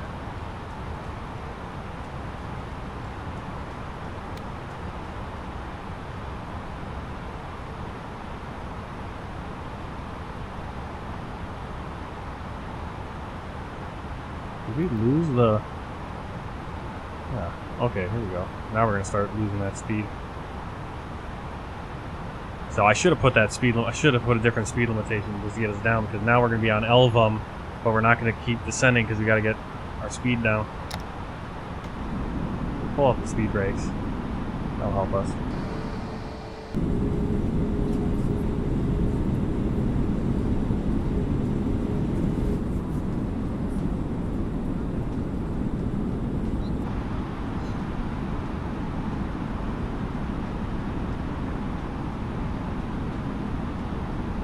Faroe line 401, proceed direct Elvum, descend and maintain 2,200, contact Keflavík, approach 119.3.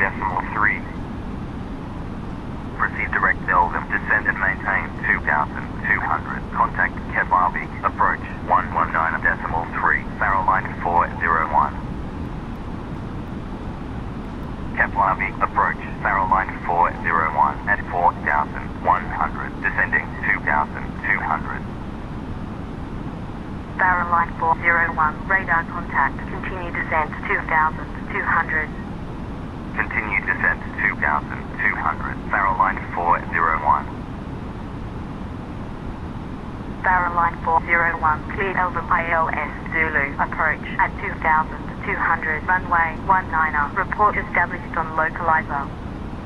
Cleared Elvum ILS Zulu, approach at 2,200, runway 19er, report established on localizer, Faroe line 401.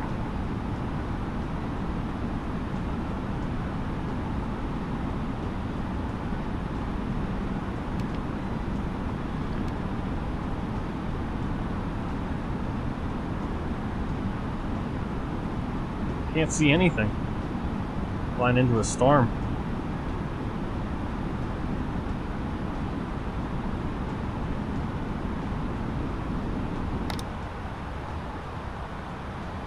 $2,500.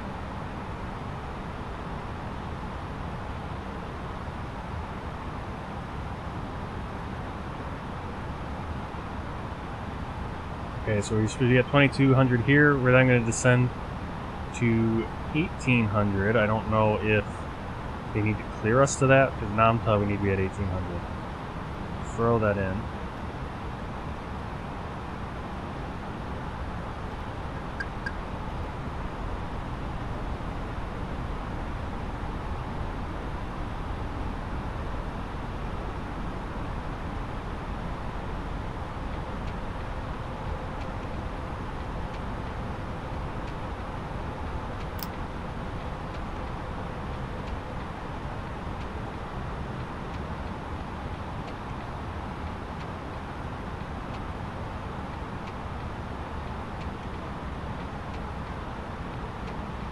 We don't need the anti-ice, it's 13 degrees.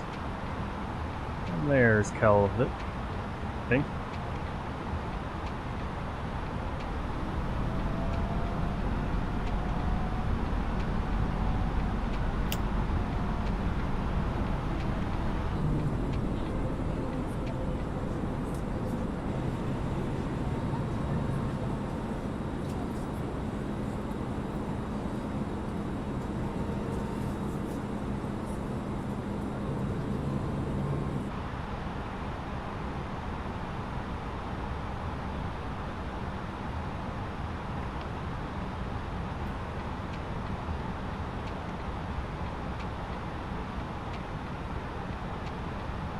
Faroe line 401, established on localizer.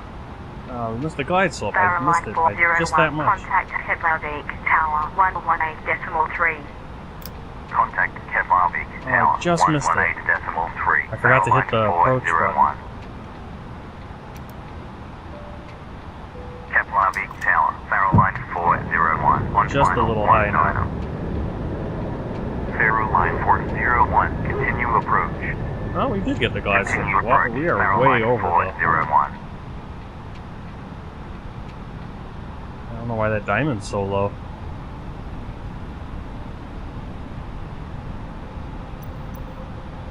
Hide that.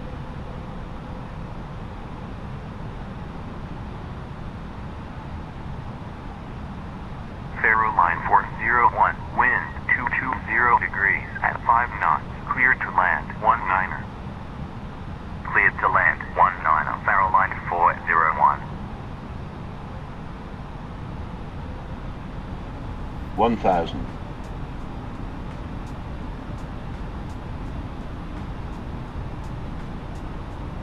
Alright, flaps full, landing gear down, signs are on, cabin is ready, spoilers armed, flaps full as I said, landing lights.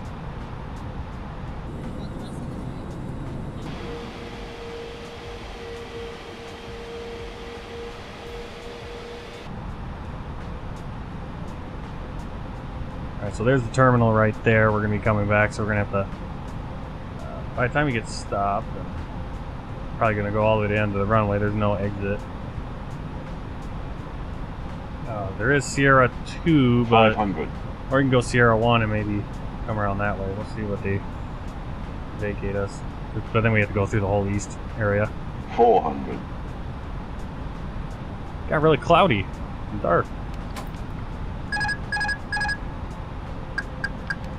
300. 100 above. Auto throttle for some reason. 200. Minimum 100. 50, 40, 30, 20, 10, 5. Faroe line 401. Wind vacated. Contact ground 121.9er. Wind vacated. Contact ground 121.9er. Faroe line 401.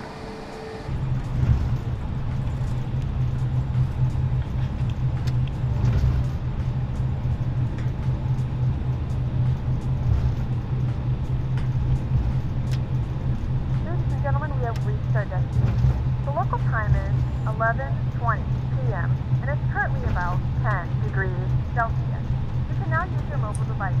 Please remain seated until the aircraft has come to a complete stop and the seatbelt sign is turned off. Remember to use caution when opening the overhead bins, as items may have been shifted during the flight. We thank you for flying with us. We can actually do this tight turn, I think. Yeah. This is going to be Sierra 2.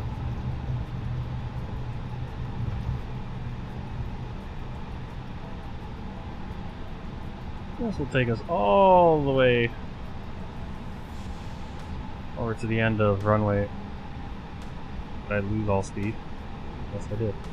I hate it when it does that, when it just stops. Let's go.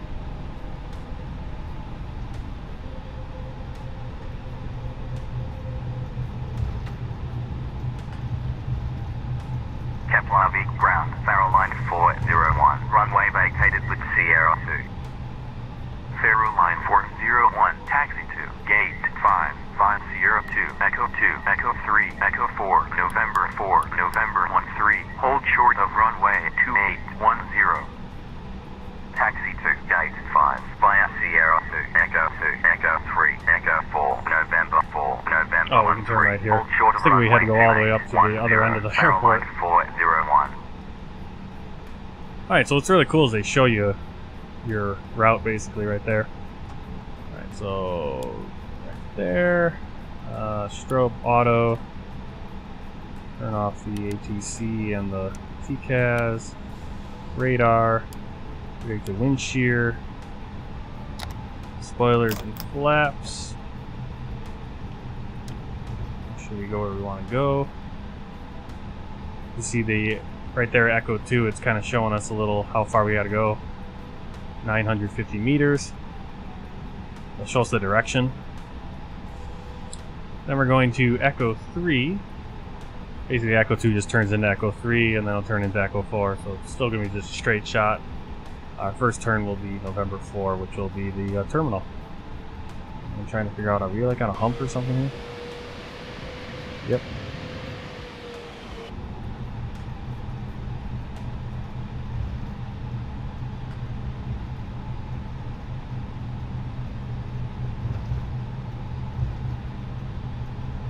We do need to hold short at runway 28 and 10. So that's going to be actually Echo 3, and then we need to hold short, and then we'll cross and we'll be on Echo 4. Take that to November 4, and then November 13 will be the entrance, the second turn into the terminal area over there.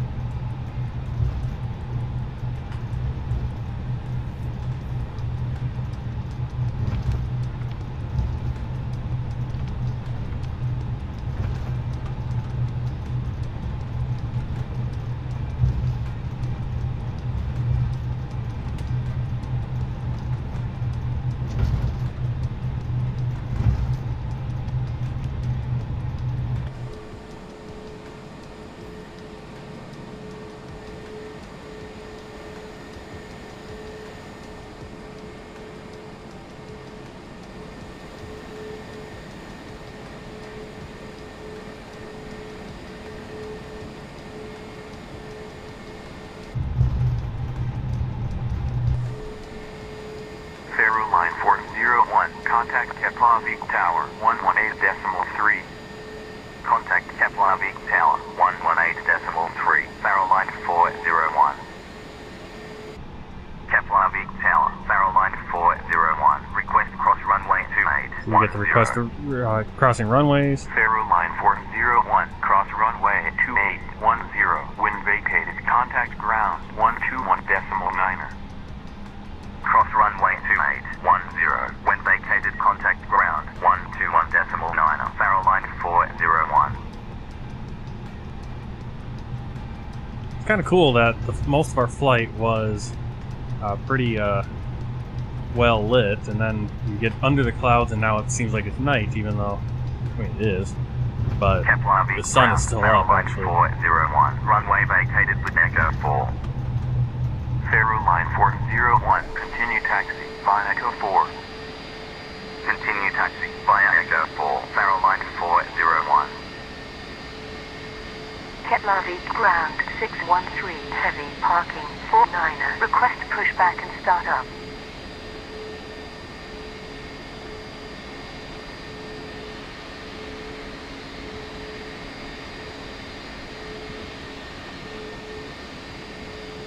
Alright, so here's November 4. Really can only go one way or the other. Contact Keflavík Tower 118.3. Contact Keflavík Tower 118.3, 613, heavy.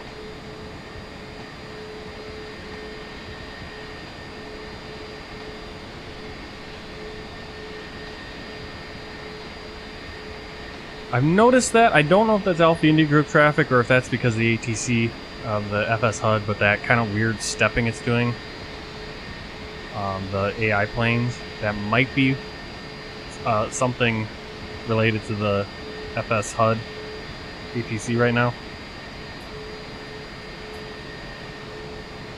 Alright, so this first exit is November 14, and then the next one is November 13, where we're going to go in. We're going to gate 5, right? Is that what I said?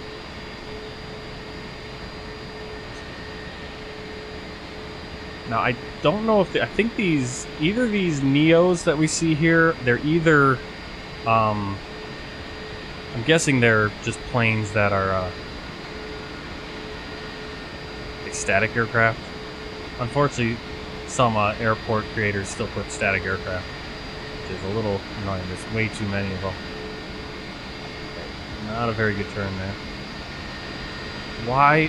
Okay, I'm I'm turning my tiller literally the entire different way, and it's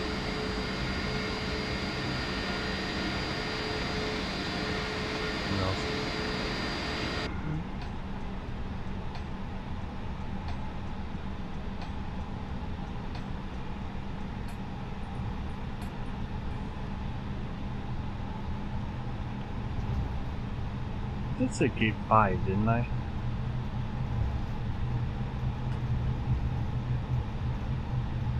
Do appreciate the ground cars. Should have come in this one. Go to gate 5.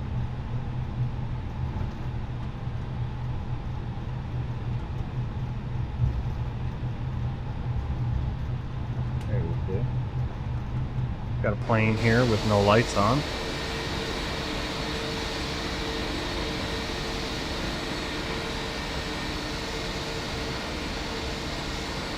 And there's someone in our gate.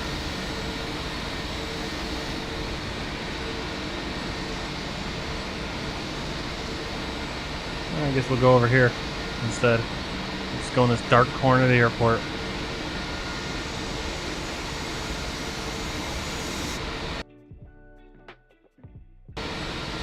Or we won't. Awesome. Alright, well, I guess that's the end of the flight. Awesome, so I'm going to end my flight here.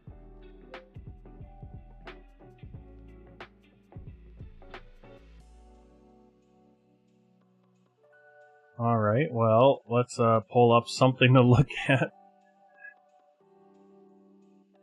Yeah, well, I'm having more crashes. Again, I don't know if it's the ATC or what, but yeah, it's getting a little bit more funky. Alright, so we'll get Volanta pulled up here so we have something to look at. Where? That's not what I want. I'll go away.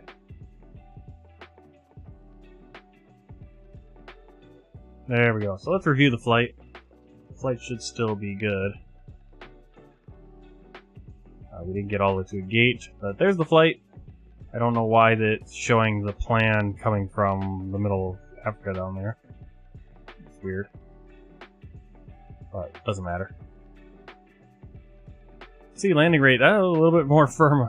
See, the landing in Faroe I thought was a bad one, kind of a bounce, and it was actually better than this one, so this is a little bit firm. To say the least. Yeah, so, well, we were almost at a gate. Didn't get to shut down the plane and everything. But there you go, that is the flight. Our next flight, so we got Iceland. I can actually, don't yet. So we're gonna fly out of, what is it, Keflavík? And we're gonna fly over to Greenland, and let's see if I can find where we're flying. I think, yeah, we're flying right here to Luswa. So that's where we're gonna be flying. I wanted to fly to Nuuk, but that airport is way too small. So we'll fly right here. And we'll do that probably on Saturday. It'll be in the CRJ 700 Air Greenland. So I hope I see you then. Let's see what we got going on right now. It's the my waypoint. Yeah, I just noticed that it's like, oh yeah, there it is. I didn't have a problem with it on the flight to Faroe Islands. That one was planned just fine. Okay. Well, let's just quickly, since I have Volanta up and we have nothing else to look at, because the sim decided to go kaput. Look at the world tour. We have 166 flights. I mean, there's where we've all flown. Look pretty cool. See, 259, almost 260 flight hours, 166 total flights, 85.8 thousand, or 85,800 nautical miles. And just to give you an idea, because I always talk about it, my X-Plane, let's see, X-Plane. Here's my X-Plane World Tour. So, you see, did all of that, and then basically, I did a bunch of flights here in Microsoft Flight Simulator, but then I think I restarted it somewhere like in Sudan or something, or Uganda. And it's crazy though that these 81 flights are only 53 hours less than the 166 I've done for, but a lot of these were in Europe, right? So those shorter ones. Alright, I can't see. Keflavík. Well, yeah, I'll have to look it up so I can say it correctly. I should do that every flight, but I don't always do it. Alright, well, it is 6:30 p.m. for me. I will probably not do another flight tonight of VFR. I'll probably get some stuff set up for my VFR flights. That way I can do that kind of stuff on weeknights after work. Jump in, we'll do a little bit flying. Right now, I've got one... See, I got one aircraft here in New Mexico that we're going up to Rio Grande with. I kind of want to start doing a tour from over here, though. I haven't decided where I want to start. If I want to start like from one of these whatchamacallums that go into a bigger river. But this is actually where the Missouri River starts, when these three smaller rivers come together here at Three Forks, aptly named. So I think we're going to start at Three Forks, and I'm going to fly VFR, and we're just going to do the whole Missouri River through Montana and North Dakota. There's a nice storm cell here. Obviously, that won't be there. Could be, but down in Nebraska, Omaha, into Missouri, all the way over to St. Louis. So I think that's what I think I want to do for a VFR thing on my work nights. And if you guys want to fly along, you are more than welcome to. I don't know what plane I'm going to fly, so if you have any ideas what's a good plane to do a VFR flight in, like this, I'm kind of at a loss. I don't know if I want to do it in the Cessna, or the Cessna 208, or the... I feel like the TBM 900 is a little overkill, but it does have the turboprop just in case we hit, like, some mountainous areas. I don't think we will hit a ton. I mean, Montana is probably the most mountainous we'll get into. And we'll fly along the river and we can kind of avoid that for the most part. Alright, well, thanks for coming along on the flight. I will see you tomorrow night. Sometime after 7 o'clock, so keep your eyes open. I will be going live, and we'll be flying, I think I'll be flying in the 787-10, the Boeing, between Tel Aviv, Israel, and JFK in New York. So until then, happy flying, and take care.